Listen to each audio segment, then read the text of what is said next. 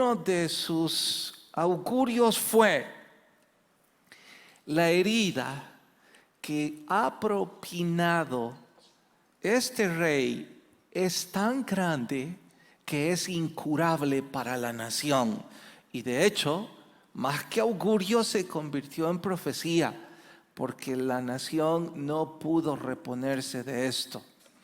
Bueno, recordarán que el ánimo de nosotros como congregación es estudiar las virtudes y los desaciertos de estos reyes para repetir lo bueno y evitar lo malo.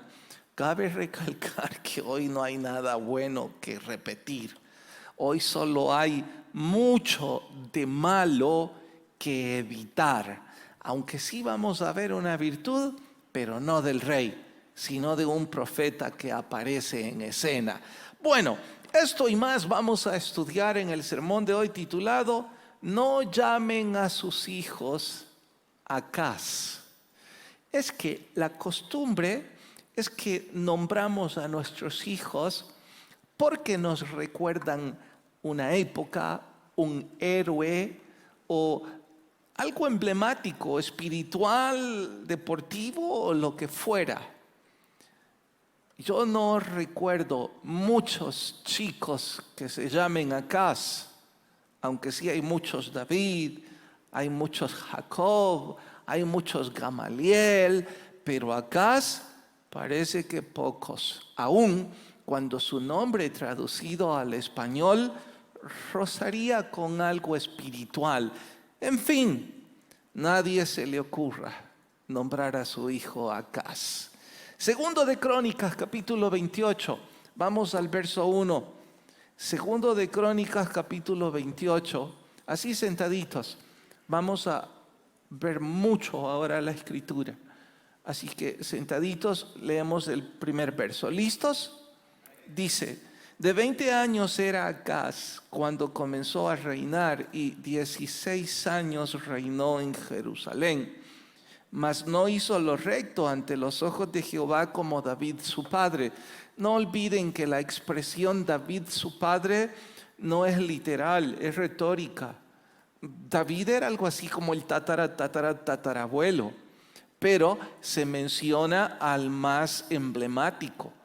De hecho, David debió haber dicho hijo de Abraham, haciendo eco a que había un patriarca mucho más grande que él. Pero sigo, verso 2. Antes anduvo en los caminos de los reyes de Israel, y además hizo imágenes fundidas de los Baales. Señor, gracias por empujarnos a congregarnos. Te suplicamos con humildad que inspires e ilumines nuestra vida para que el estudio de tu palabra produzca un espíritu recto en nosotros. Ayúdanos a evitar la vida de este rey, que por ninguna razón repitamos sus errores, y si en algún caso nos hemos enredado en ramificaciones de estos errores, nos ayudes a pedir el perdón, intentar compensar y corregir nuestro estilo de vida. Por favor, háblanos, te lo suplicamos, en Cristo Jesús nuestro Salvador. Amén. Pecados, errores o desaciertos, llámeles como prefiera. Vamos a ver varios. El primero lo leímos ya. Dice que fue promotor de hacedor de dioses. Pastor, no leí eso. No, lo que ustedes leyeron, y lo voy a repetir, es que hizo imágenes fundidas a los Baales. Los Baales eran dioses paganos. Este fue un paso más allá e hizo imágenes de Baal en pequeño para venderlos a la nación, enriquecerse de la idolatría del pueblo, y la promoción, la publicidad sin duda decía algo como esto: lleve a Dios a su casa.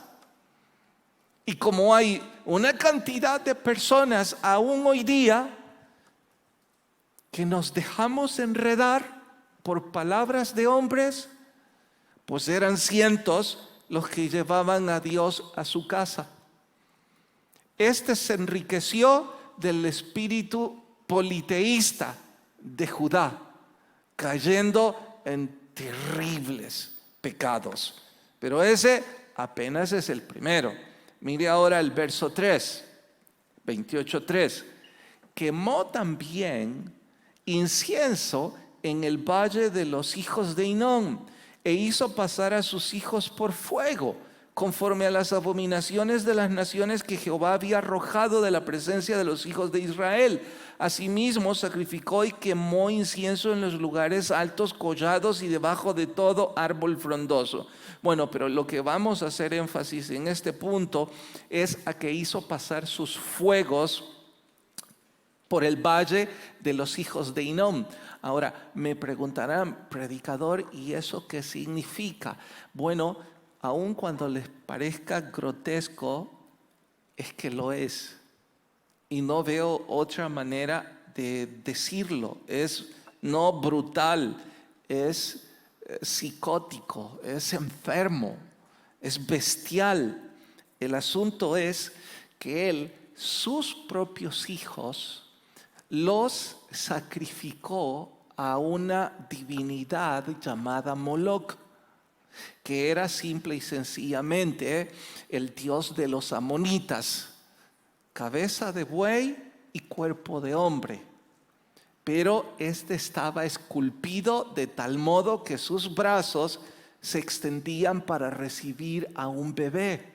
Pero sus brazos no eran brazos normales, era más bien una parrilla de hierro. Esto era una barbacoa. Adorar a Moloc era llevar bebés y quemarlos vivos. ¿Pueden ustedes tratar de imaginar una mente tan psicótica, bestial y enferma, capaz de escuchar los alaridos de un bebé para sacrificar a una divinidad absurda, jamás vista, que no es capaz de hacer ningún favor? Bueno, él no solo sacrificó a sus propios hijos, promovió que Judá hiciera semejantes prácticas. Yo creo que deben estar de acuerdo conmigo, que eso es el extremo. Y si no están de acuerdo conmigo, pues estén con la Biblia, con lo que voy a decir. El valle de los hijos de Hinnom, yo no sé cómo explicarlo en hebreo, pero la derivación del valle de Hinnom termina en Gemna, o se escucha de esa forma. El asunto es que ya en el Nuevo Testamento el valle de los hijos de Hinnom se traduce como el valle de Gehenna. Y ese es uno de los nombres dados al infierno en el Nuevo Testamento. Estoy diciendo que no sé si es retórica o profecía, que ese sitio en donde llevaban a cabo esas prácticas bestiales, no, ¿qué va? Creo que los animales se enfadarían conmigo y dirían: usted está loco, predicador, ninguna especie animal sería capaz de sacrificar a sus bebés. Nosotros no hacemos eso, solo lo hacen los mortales, los humanos endemoniados, psicóticos. Bueno, eso es cierto. Dije que no sé si es poesía o profecía, pero eso se va a convertir en el infierno. Si estamos en un punto en donde vamos a decir: pastor, afortunadamente estamos distantes de algo tan brutal como eso. No estamos distantes. De hecho, hay dos maestros que regularmente yo leo que están convencidos que de no haber un cambio, los Estados Unidos de América van a sufrir terriblemente su afición al aborto. Porque creo es el segundo país que más niños asesina, si no el primero. Y eso es otra manera de adorar a Moloch, sus propios hijos ante una hornilla. Pero el aborto no es una hornilla. Vea cualquiera de los reportajes contra el aborto, de la práctica que los disque médicos llevan a cabo para asesinar a esos bebés. Y estarán de acuerdo conmigo que no es muy distante a lo que aquí está descrito. Son prácticas horrendas, asesinar bebés. Ahora, probablemente todavía dirá alguien, sigo distante, pastor. Yo diría que gloria a Dios todos los que de ustedes están distantes. Y voy a citar ejemplos para que si uno de estos días Satanás se nos cruza en el camino y pone una tentación y disfraza eso como un pecado no tan grave, recuerden que no es más que una ramificación del infanticidio y que todo abuso físico, verbal contra los niños es algo que la Biblia aborrece y que Dios dice se va a cobrar. De ahí que no solo las naciones que han legalizado o que están promoviendo, o aquellos líderes de naciones que promueven esto deberían poner sus barbas en remojo. También nosotros, hablando de abuso físico, estoy refiriéndome a aquellos que en nombre de la disciplina golpean a sus hijos. Hay una diferencia entre usar la vara de la corrección y golpearlos y abusar físicamente de ellos con golpes. Yo no estoy en posición de decirles hasta dónde debe llegar un castigo físico para que entre en la disciplina, pero sí estoy en la posición como predicador de advertirles. Esto es algo que Dios aborrece. Y si alguno de ustedes tiene problemas con la ira y para castigar a sus hijos los están golpeando, con total humildad pero también con autoridad espiritual, les insto, no vuelvan a hacerlo. No solo por las leyes de nuestro país que ahora, gracias a Dios, en ese sentido se endurecieron. También son leyes duras de parte del cielo. Mejor prométase a sí mismo jamás volverle a disciplinar con golpes. Ay, pastor, no sé si voy a poder. Bueno, recuerde, en este capítulo estudiamos que no sabemos si es poesía o profecía, pero al fin significa lo mismo. Ese valle recibió tan grande castigo que es un infierno. Y me imagino que usted y yo no queremos correr un riesgo tan grande por un momento de ira. Citaré ejemplos como aquel amigo de la adolescencia, buenos amigos. En una de esas juegos de adolescentes,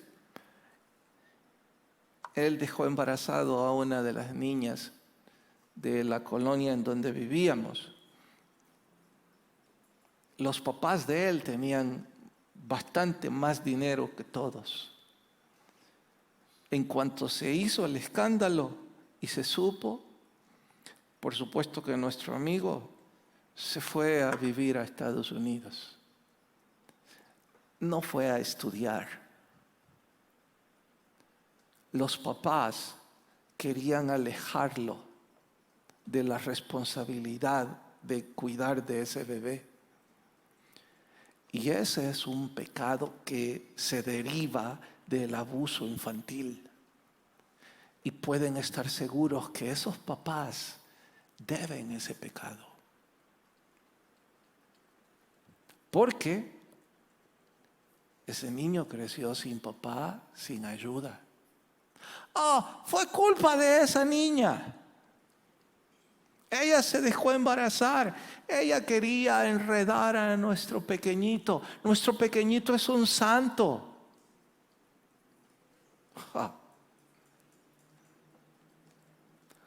Hay de esos pequeños santos que a los 20, 25 o 28 años ya tuvieron sexo con cantidad de niñas. No olviden que aunque esto no se desembocó en un embarazo, también es un pecado que deben. Y si se desembocó en un embarazo y usted no fue responsable, espero que recuerde este título de los valles, el Valle de los Hijos de Hinón.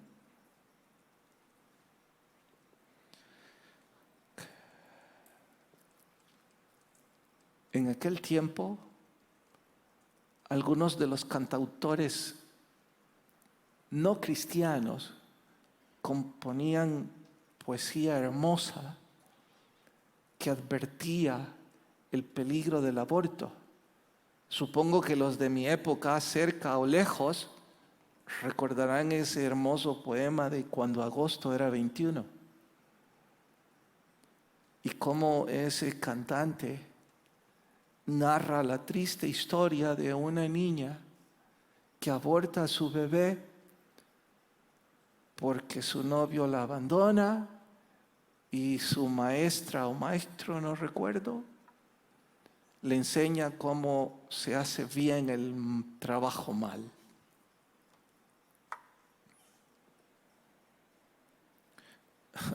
Son pecados gravísimos. Se atentó contra un niño.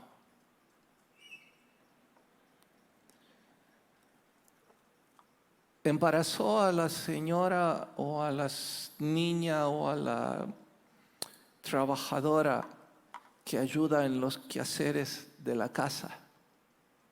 Otra vez el niño. Los padres cristianos, cuidando al niño, despiden a la trabajadora sin indemnizarle y sin cuidar la semilla que lleva en ese vientre. Es un pecado contra Dios.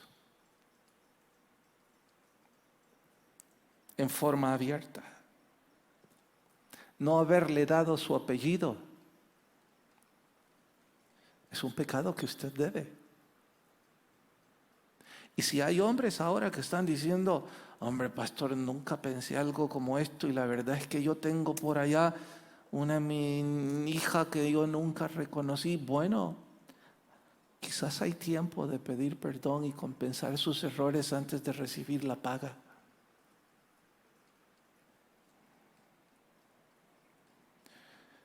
Cuidado con todos aquellos que han privado a esos niños de tener Navidad, de tener papá o mamá.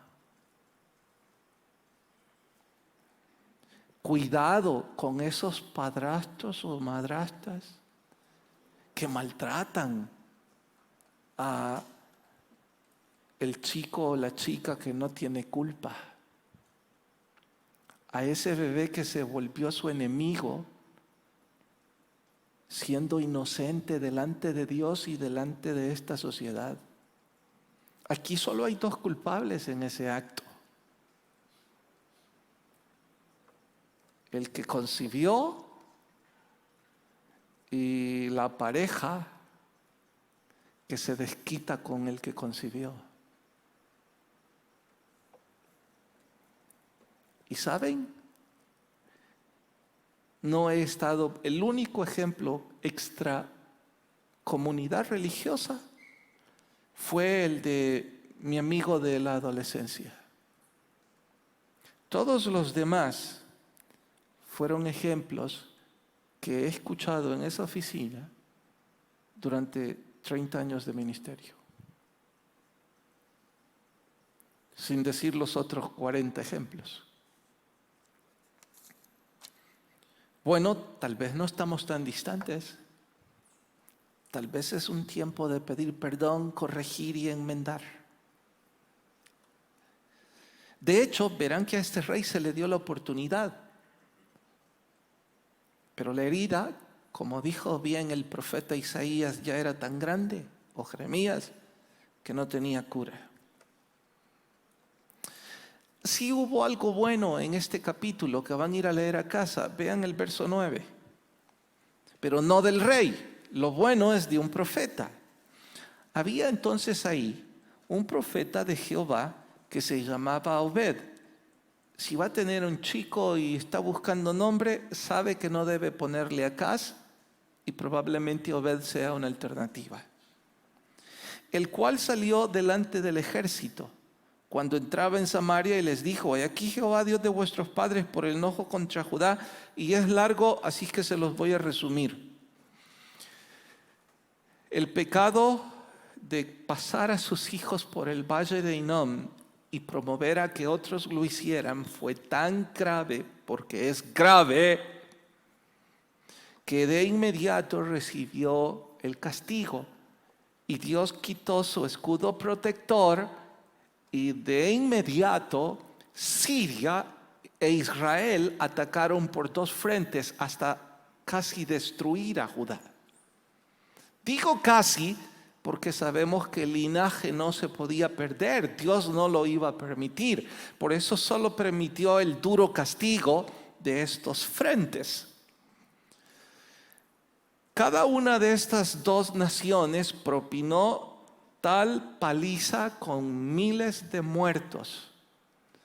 Pero Israel, como botín de guerra, llevó a una cantidad de judíos cautivos como presos de guerra. Cuando regresaban, Obed, un profeta, salió al encuentro de los del norte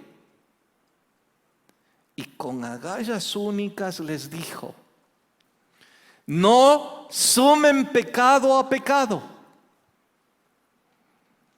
Si Dios les permitió tocar a sus hermanos, es porque es un castigo de Dios para ellos.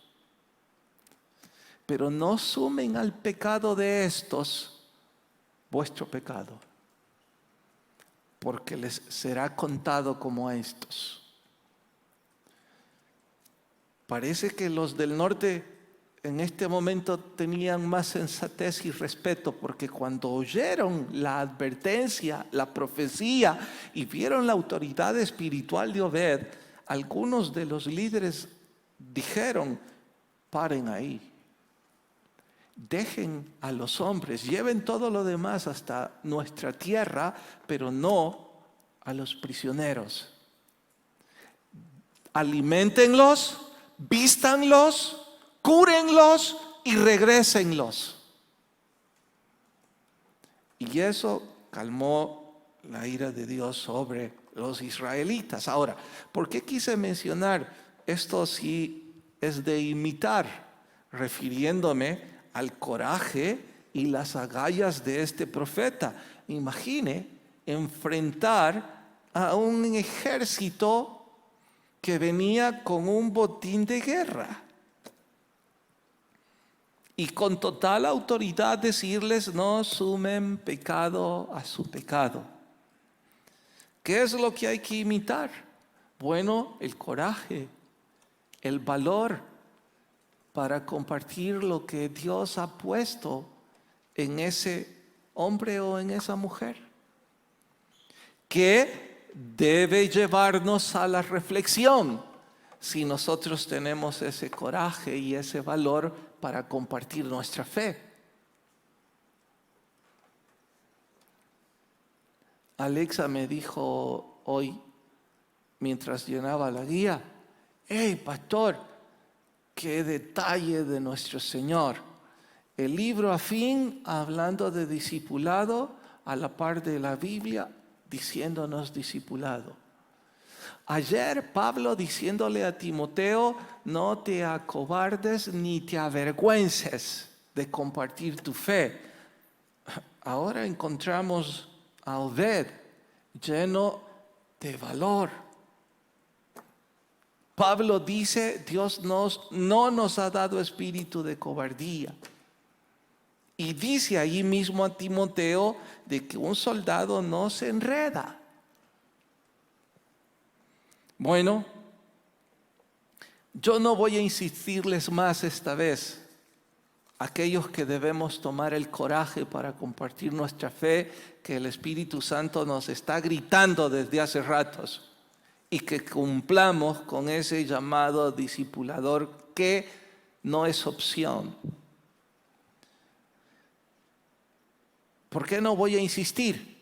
Porque también ese libro nos enseñó que el verdadero discípulo se deleita en discipular y que encuentra satisfacción muy por encima de la satisfacción que el mundo puede dar, y que esa satisfacción llena en demasía, comparándolo con la satisfacción que el mundo puede dar. Aquellos de ustedes que ya están haciéndolo no necesitarán más ánimo. Los que no lo están haciendo, en vano sería mi insistencia si no nace en vuestro corazón. Sigamos con Acaz, verso 16, 28, 16 ahora. En aquel tiempo envió a pedir el rey Acaz a los reyes de Asiria que le ayudasen. Estoy riéndome por el mapa, la posición geográfica. A ver si en 3D consigo dibujárselos. Imaginariamente digo, Israel está por aquí, Siria está aquí, Judá está aquí abajo, Israel está aquí, Siria está aquí y Asiria está aquí. Ya sufrió paliza de Israel y de Siria. Ahora pide ayuda a Siria. Yo digo, sí que este está loco. Es como llevar el lobo al gallinero. ¿Y cómo no se lo va a comer? Asiria, de hecho, estaba creciendo. Asiria tenía enfrente no solo acabar con Judá, también con Israel y también con Siria. Y ahora este rey, de forma necia y torpe, le pide ayuda al lobo. Qué necio que nosotros querramos pedirle ayuda al enemigo. Además de ser una torpe estrategia militar, es infidelidad. Al fin de cuentas iba a pedir ayuda, mejor pídala a sus hermanos de sangre, que ya le dieron una paliza, pero se sintieron atemorizados cuando el profeta de Dios se los advirtió.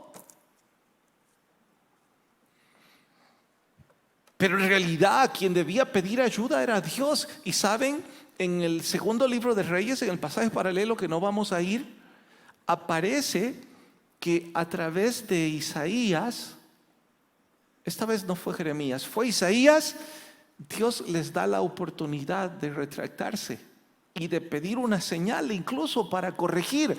Y no hizo, ni siquiera prestó atención. él prefería pedir ayuda del lobo.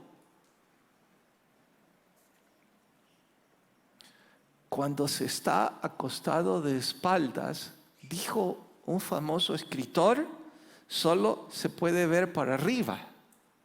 Este estaba acostado de espaldas, la única ayuda podía venir del cielo, pero era tan necio que prefirió aún en el suelo ver a las orillas y llamar al lobo para que terminara con su vida. ¿Qué necio sería de nuestra parte si hoy por hoy estamos de espaldas pedir ayuda del lobo? ¿No es más fácil buscar a Dios? Decirle, Dios, me equivoqué. Perdóneme, deme una nueva oportunidad. No, pero si piensan que lo de los niños fue lo peor, no, vayan al verso 24 ahora. 28, 24. No, voy a leer desde el 22, aunque no voy a profundizar por el tiempo. Además, el rey Acaz, en el tiempo que aquel apuraba, añadió mayor pecado contra Jehová, porque ofreció sacrificio a los dioses de Damasco que le habían derrotado. O sea, como los dioses de Damasco, según él, le habían ayudado para que lo derrotaran, entonces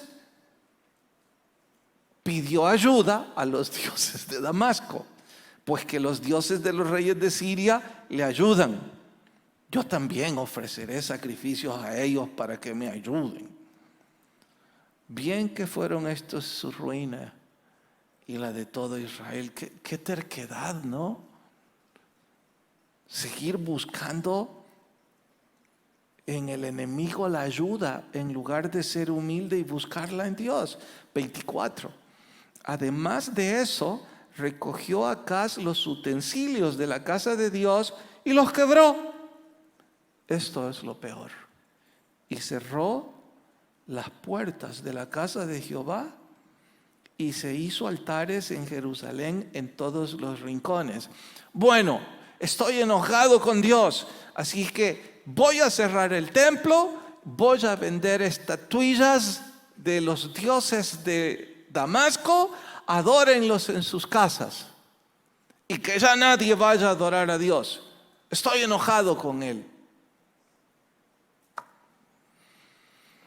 Wow. No congregarse, dejar sus buenos hábitos espirituales, abandonar su ministerio, es grave, absolutamente grave, pero gravísimo es estorbar a otros para que sigan su mismo ejemplo. Repito, no congregarse, dejar sus buenos hábitos que alguna vez tuvo para buscar a Dios y abandonar lo que Dios le ha llamado es grave. Por supuesto que sí es grave, pero mucho más grave es que usted esté influenciando a otros a seguir su ejemplo. Eso es cerrar la casa de Dios, dicho de otra forma. Eso es jalar a alguien más débil que usted, porque usted ejercía influencia. Ahora le seguirán en el error. Y como ha cerrado la casa de Dios, dicho de forma retórica, ahora cada quien debe, por supuesto, poner esto y aplicarlo a su ejemplo o al de su contexto, pero yo debería decirlo para que todos puedan aplicarlo, sin tinte político alguno. El pastor Rudy me envió el otro día un video. La policía de Belice entró a la comunidad menonita en donde ni siquiera sé si jurisdicción alguna tienen, no es mi asunto. Porque uno de los pastores estaba predicando y estaba rompiendo la cuarentena que ellos dictaban. Y saben que la comunidad menonita es como una familia grande en donde más nadie entra y en donde la policía tampoco entra, nunca, porque ellos no necesitan a la policía de Belice. De hecho, toda la comunidad aparecía en el video, se agolpó y no los dejaron salir hasta que dejaron a sus pastores. Yo me pregunto, todos aquellos que están cerrando templos, iglesias, prohibiendo la predicación, que promueven, si nunca conocieron de Dios, si vienen de un gobierno comunista en donde ni siquiera una vez escucharon la palabra de Dios, bueno, alguna explicación tiene. Pero aquellos que crecieron en una comunidad religiosa, un país en donde al menos nominalmente se respeta a Dios, ¡wow! Tener el valor de Acaz es acercarse al valle de los hijos de Hinnom. Y nosotros deberíamos estar bien lejos de eso y de toda esa gente que sigue eso. Pablo se lo dice a Timoteo, no sé si en el capítulo de ayer o el de hoy, apártese de toda esa gente.